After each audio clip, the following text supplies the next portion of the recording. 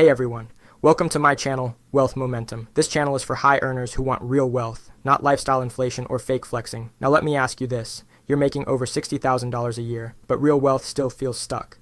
If that's you, you're not alone. Most high earners quietly lose thousands every year without even realizing it. That's why today I'm sharing 3 simple fixes that create massive momentum.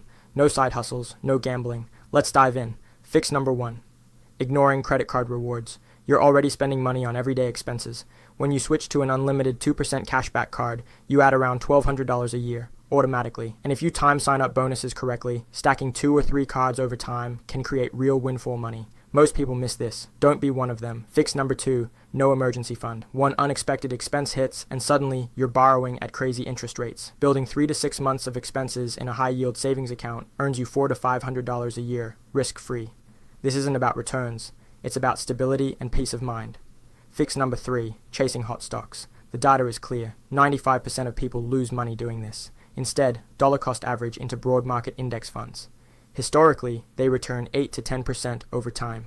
Invest just $500 a month, and you're on a millionaire trajectory through compounding.